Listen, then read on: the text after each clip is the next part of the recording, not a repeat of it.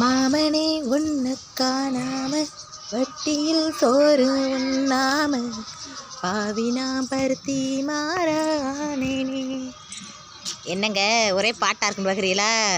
முகத்தை காட்டலை இன்னைக்கு. ஏன்டு கேளுங்க, என் முகத்தை பார்த்து பார்த்து உங்களுக்கும் போர் அடிச்சு போச்சு. ஏன்னா எங்கள் வீட்டுக்காரு நைட்டியோட வீடியோ போடாதடி, நைட்டில் சால் போட்டால் கூட எனக்கு பிடிக்கல, நீ வந்து சேலை ஓட்டு தான் வீடியோ போடணும் அப்படின்றாரு.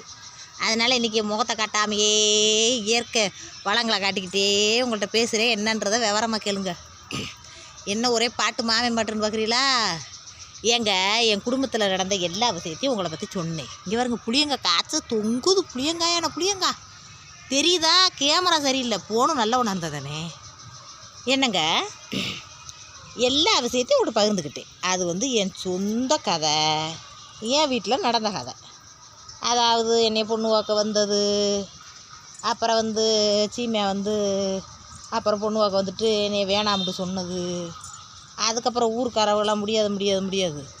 அன்றைக்கி பொண்ணை பார்த்துட்டு மோதிரத்தை மாற்றிட்டு தட்டை மாற்றிட்டு ஊர் மத்தியில் அன்னைக்கே பிடிக்காதுன்னு சொல்லாமல் அன்னைக்கு உங்கள் ஆத்தா அப்பெல்லாம் பிடிக்காதுண்டாக நீ இந்த பொண்ணு தான் பிடிச்சிருக்குண்டு அப்படியே வீரவசனம் பேசி தட்டை மாற்றி குங்குமத்தை நெத்தியில் வச்சுட்டு போயிட்டு இன்னும் வேணான்னு சொன்னால் நம்ம சமுதாயத்தில் ஏற்றுக்கிற முடியாதியாண்டு எங்கள் ஊரில் இருக்கிற மீசக்கார புலிகள்லாம் போய் மாப்பிள்ளையை குண்டு கட்ட தூக்கிட்டு வந்து கல்யாணத்தை முடிச்சு வச்சாங்க.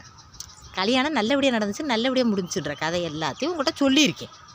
இது வந்து என்னோடய கதை, என் புருஷன் நானும் சம்மந்தப்பட்டது. ஆனால் எங்கள் அத்தை மையன் மாங்காயை பற்றி ஒரு கதை சொல்கிறேன் பாருங்க. அந்த கதை வந்து இங்கே உட்காந்துருவோமா, அதாடி நடக்க முடியல அங்கிட்டுக்கிட்டலாம். எங்கள் அத்தை மையன் மாங்காயை பற்றியே ஒரு கதை சொல்கிறேன் பாருங்கள். அந்த கதை வந்து இன்னொரு குடும்பத்தை சம்மந்தப்பட்டது. மாங்காய் வந்து அத்தை வயனாக இருந்தாலும் இன்றைக்கி வாக்கப்பட்டு வேறு ஒரு பொண்ணுக்கு வாழ்க்கை நடத்திக்கிட்டு வேறு ஒரு இடத்துல இருக்கேன். அவனை பற்றி நம்ம எதுவும் பேசப்படாது, என்ன அது தப்பு அப்படின்றதே விவரமாக கூட சொல்லாமல் இருந்தேன். ஆனால் எங்கள் அத்தைகிட்ட 2 நாளைக்கு முன்னாடி பார்த்துட்டு கேட்டேன். எங்கள் அத்தை சொல்லு சும்மா, அதனால் என்ன இன்னாருன்னு கண்டுபிடிச்சிக்கிட்டாருக்காக நாட்டு நடப்பில் அப்படித்தானே நடக்குது. இந்த பொண்ணு அத்தை ஒன்று மாமன் ஒன்றுண்டு கெட்டும்னு இருந்தால் பயவில்லை அப்படித்தானே மாற்றி குடும்பத்தையே அல்ற சில்லறையாக்கி போடுதுங்க. சும்மா அதெல்லாம் சொல்லு அப்படின்ட்டு எங்கள் அத்தை சொன்னதுக்கப்புறம் இன்றைக்கி விவரமாக சொல்லலாம்னு இருக்கு. மாங்காயை பற்றி. மாங்காய் வந்து அத்தை குடும்பம், அதாவது அப்பை வழி சொந்தம், ஆத்தா வழி சொந்தத்தை விட அப்பை வழி சொந்தம்ட்டா அது ஒரு பாசமாக இருக்கும் பார்த்துக்குங்க. எல்லாருக்குமே அது ஏன்னு தெரியாது, அது ரத்த பாசமாக என்னன்றே தெரியாது. அப்போ ஆத்தா வழியை விட அப்பை வழி விட்டு ஆளுகளுக்கு அதிகமான பாசம் இருக்கும். அப்படித்தான் மாங்காய் வந்து ஒரே ஊர் தான் பார்த்துக்கோங்க. எங்கள் அத்தையை கட்டி கொடுத்ததும் எங்கள் ஊர் தான். எங்கள் அப்பா பிறந்த ஊர்லேயே வாக்கப்பட்டார். நல்லபடியாக இருந்தோம். நல்லபடியாக இருக்கையிலேயே திடீர்னு ஒரு சில காரணத்துக்காக எங்கள் அத்தை வேறு ஊரில் வெளியூரில் போய் தங்குற மாதிரி ஆயிடுச்சு. ஆனால் ஊர் பற்றுதல்னால எங்கள் அத்தை மையம் மாங்காய் பேர் வந்து பேரை சொல்ல விரும்பலை. மாங்காயின்னே பேரை வச்சுக்கோங்க சரியா? மாங்காயின்னு எதுக்கு பேர் வந்துச்சுன்றதை விவரமாக சொல்லியிருக்கேன் ஒரு ஷார்ட்ஸ் வீடியோவில், அதில் போய் பார்த்து தெரிஞ்சுக்கோங்க. அப்போ பார்த்துக்கோங்க. நான் இப்போ என்ன சொன்னேன் மறந்துட்டேன், இந்த அவங்கள பார்த்துக்கிட்டே ஆள் வரவு. அப்போ என்ன பார்த்துக்கோங்க, மாமன் மையனை வந்து இது அத்தை மையனை வந்து இதைத்தான் கெட்டுவோம்ண்டு எங்கள் அத்தைக்கும் ஆசை, எங்கள் அப்பாவுக்கும் ஆசை. ஏண்டுகளுங்க, சொந்தம் வந்தோம்டா அது என்னை தூக்கி அடித்து பார்ப்பேன். நாளைக்கு எனக்கு ஏதாச்சும் உடம்பு முடியல வைக்கலண்டா வேறுபாடு இல்லாமல் பார்ப்பாங்கன்ற ஒரு ஆசையில் எல்லாருமே இருந்தோமுங்க. அப்போ பேசுவாங்கல்ல, கூடி பெரிய மனுஷங்கள்லாம் பேசையில் அடி அங்கே நீ இதெல்லாம் செய்யணும் அதெல்லாம் செய்யணும் அப்படின்ட்டு எங்கள் அத்தை வந்து சொல்லுவாங்க. அப்பப்போ அவங்க பேசுகிறதுக்கு கொஞ்சம் கேட்குறதுனாலையோ என்னவோ மனசுக்குள்ளே ஒரு ஆசையும் வந்துருங்க. அப்படித்தான் நாங்கள் அத்தை மையனை வந்து அவன் தான் நம்மளை கட்டுவேன்னு யோசனை பண்ணிக்கிட்டு சந்தோஷத்துலேயே சின்ன பிள்ளைய விளையாடி எடுத்துருவோம் பார்த்துங்க. ரொம்ப வயசுலாம் ரொம்ப வித்தியாசம் கிடையாது. 3 வருஷத்துக்கு அவன் மூப்பு, 3 வருஷத்துக்கு நான் இளமை, இப்படித்தான் வித்தியாசம். அப்படி நல்லபடியாக இருந்தோம். நல்லபடியாக பெரிய ஒன்றாகி நல்லபடியாக இது படிச்சுக்கிட்டு இருக்கையிலேயே ஏத்தா என்னத்தா தம்பிக்கு என்ன அப்படின்னு எங்கள் அப்பாவே கேட்டார் பார்த்துங்க. சரிண்ணே பார்த்து என்னென்று பேசிக்கிறோம்னே, தம்பிகிட்ட கேட்டுக்கிறோம்னே, எதுக்கும் பிள்ளைய அது வளவுது அதுக்கிட்டையும் கேட்டுக்கிறோம் முடிச்சுக்கிறோம்னே, அதுக்கிட்ட என்னத்தை அப்படின்ட்டு பேசினாங்க. அப்படிலாம் பேசணுன்னு ஒரே குஷியாலமாக இருந்துச்சு.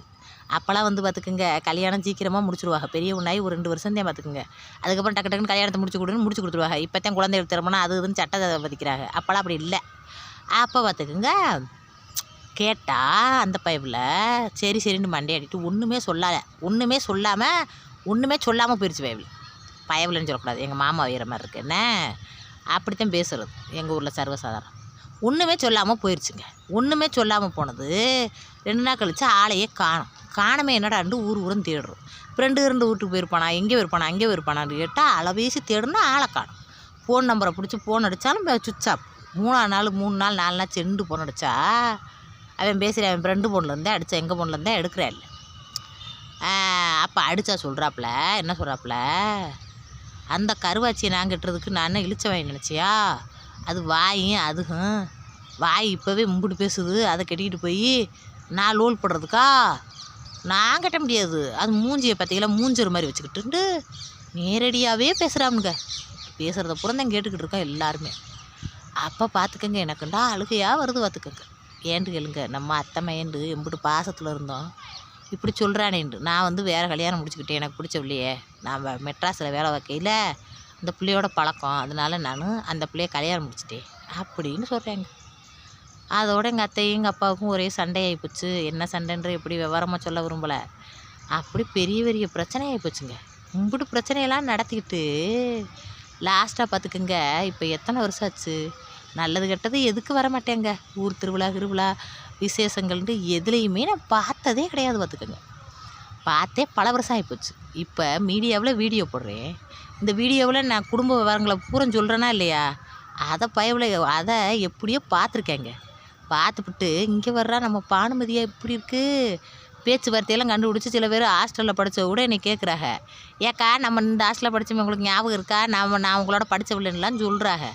அந்த மாதிரி அந்த பைவிலையும் எங்கள் அம்மாவுக்கு எப்படியோ எங்கள் அம்மா ஃபோன் நம்பரை யார்ட்டையா வாங்கி எங்கள் ஊருக்காரவங்களாம் மெட்ராஸில் இருக்காங்க அவங்ககிட்ட யார்ட்டையா வாங்கி எப்படியோ கண்டுபிடிச்சி என் ஃபோன் நம்பரை வாங்கி பேசுச்சு. சரி ரொம்ப நாள் கழிச்சு பேசுதுண்டு. அது மொதல் பேசையில் எனக்கு கண்ணீர் ஓடுது பார்த்துக்கோங்க, தன்னறியாமல். ஏண்டா ரொம்ப வருஷம் கழித்து பேசையில் அது என்னன்னு தெரியலை, பாசம்லாம் சொல்ல முடியாது, என்னன்னு தெரியல, கண்ணீர் மலங்கி கண்ணீர் ஓடிச்சு. அப்புறம் என் புருஷன் சொன்னேன், என் புருஷனும் சரிமாண்டார். அப்புறம் பார்த்திங்கன்னா ஒரே சோக சேட்டை வைக்குது, அப்படி இப்படின்னு நம்மளுக்கு மனசுக்கு வேறு மாதிரி தோணவும் இப்போ பிளாக் பண்ணிவிட்டேன் பார்த்துக்கோங்க. இப்போ பேச்சுவார்த்தையும் கிடையாது, பேசுகிறதும் கிடையாது, எதுவும் கிடையாது. ஏன் இதை உங்களுக்கு விவரம் அப்படி சொல்லிக்கிட்டு இருக்கேன்டா, என்ன வாழ்க்கையில் என்ன முன்னேற்றமானாலும் சரி, என்ன ஒரு சூழ்நிலையிலுமே அத்தை பிள்ளைங்க மாமா பிள்ளைங்கன்னு இருந்துச்சுண்டா முதல்ல அதுகளுக்கு முக்கியத்துவம் கொடுங்க. அதுகளை கெட்டுங்க. அதுகளை கெட்டுறப்ப நகை நட்டு சீர்வரிசை இதையெல்லாம் எதிர்பார்க்காதீங்க. நம்மளுடைய சொந்த அத்தை பொண்ணு சொந்த மாமன் பொண்ணு என்னங்க, சொந்த அத்தை பொண்ணு சொந்த மாமன் பொண்ணுக்கு 2 வகை நகை குறையா இருக்குன்ட்டு அடித்து விரட்டி விட்டாப்புல. வீட்டில் இருந்தால் 2 வகை நகையை போட்டாத்தே வீட்டுக்கு வரணும்னு சொல்கிறாப்புல. அந்த 2 வகை நகையை வீட்டில் போடுறப்புக்கு வசதி இல்லை. அப்போ என் பிள்ளை வீட்டில் இருக்கட்டும் தானே தாய் வீட்டில் வச்சுருப்பா. ஏண்டி பொண்ணையும் கட்டி கொடுத்துட்டு 2 வகை நகையும் போட முடியாமல் என் பொண்டாட்டி நீ வச்சுக்கிட்டேன்னா நான் யாரோடைய குடும்பம் நடத்துவேன் அப்படின்னு சண்டை விட்டு அடித்து அப்படியே பார்த்துக்கங்க. அந்த பொண்ணு தூக்கு போட்டு செத்து போச்சுங்க. இப்படி நம்மளை அசிங்கப்படுத்துகிறானே. ஒரு மனுஷனோட உயிரை எடுக்கிறதாங்க நகையும் சீதனமும். ஒரு மனுஷனோட உயிரை எடுக்கிறதுக்கு பேர் அந்த நகையும் சீதத்தை வச்சு என்னங்க அவனை பிறைய அந்த மாதிரி செயல்படுத்தக்கூடாதுங்க. அன்னைக்கு என் மாமன் அந்த வார்த்தை சொல்கிறப்ப ஏன் மனங்க அத்தை மையன் சொல்கிறப்ப ஏன்னா மனசுலேயும் அந்த ஓட்டை ஓடிச்சுங்க. நம்மளை மூஞ்சர் மாதிரி இருக்கேன், அசிங்கமாக இருக்கு, இதை போய் யார் கட்டுறதுமா, 1.5 வாயை வச்சுருக்கு, அப்படி இப்படின்னு நம்மளை குறை சொல்கிறானே. அப்போ அத்தை மையனுக்கே இப்படி இருக்கிறப்ப அப்போ அடுத்தவங்களை நம்மளை எப்படி கட்டுவாங்க, அப்படியே அப்போ நம்மளுக்கு எப்படி எல்லா மாப்பிள்ளையும் இப்படித்தானே சொல்லுவாங்க அப்படின்ற வருத்தமும் அந்த இதுவும் தப்பான முடிவுகள் எடுக்கிறதுக்கு நிறைய பேருக்கு வாய்ப்பு உண்டு. ஆனால் எனக்கு எங்கள் அப்பா அம்மா ரொம்ப ஆறுதலாக என்னை பள்ளிக்கூடத்தை போய் படிக்கப்பட்டு அப்படியே மைண்டை மாற்றி விட்டாங்க பார்த்துக்குங்க. அந்த மாதிரிலாம் பண்ணாதீங்க. நீங்கள் வசதியாகவே இருந்தாலும் உங்கள் வசதி கம்மியான உங்கள் அக்கா மகளோ தங்கச்சி மகளோ இருந்துச்சுண்டா அதை கட்டுறப்ப எனக்கு அந்த சீரு கொடு இந்த சீரு கொடுன்னு கேட்காதீங்க. அப்படி கேட்டீங்கன்னு வச்சுக்கோங்களேன், அது பிறந்த பிறப்பையே அசிங்கப்படுத்துறதுக்கு சமம். என்னை பொறுத்தளவுக்கு ரத்த பந்தம்ன்றது எந்த உணர்வுமே இல்லாமல் ஃபோன் அடிக்கையில் ஃபோன் பேசையில் நம்மளுக்கு கலங்கி கண்ணீர் ஓடுது பற்றியலா, அந்த உணர்வை விலை கொடுத்து வாங்கக்கூடாது. விலை கொடுத்து வாங்கவும் முடியாது, விலை கொடுத்து அதை பெறவும் முடியாது. அந்த மாதிரி பண்ணாதீங்க. அதுக்கு தான் சொல்ல வரேன். மனசு ரொம்ப வேதனை. அந்த வேதனையை சொல்லவே முடியாது பார்த்துக்குங்க. வாழ்க்கையில் ஒருத்தவர் என்னுடைய ஷார்ட்ஸ் வீடியோ பார்த்துட்டு போட்டிருந்தாரு, பூ பட கதை மாதிரி இருக்குது அப்படின்னு. அது உண்மைதான். அந்த பூக்கடை கதையில் அந்த பொண்ணுக்கு எவ்வளோ ஆசைவாசங்கள் இருக்குது, அதே அளவு தான் இருக்குது எல்லாத்துக்கும். அதை புரிஞ்சு சொந்த பந்தத்தில் குடும்பத்தில் இருந்துச்சுக்கண்டா அதுகளை கெட்டுறதுக்கு பாருங்கப்பா. அப்படியே நல்லபடியாக வாழ்க்கையை ஓட்டுங்க. சரி வைக்கட்டா, போதும் ரொம்ப நேரம் பேசிட்டேன். லைக் பண்ணுங்கள்.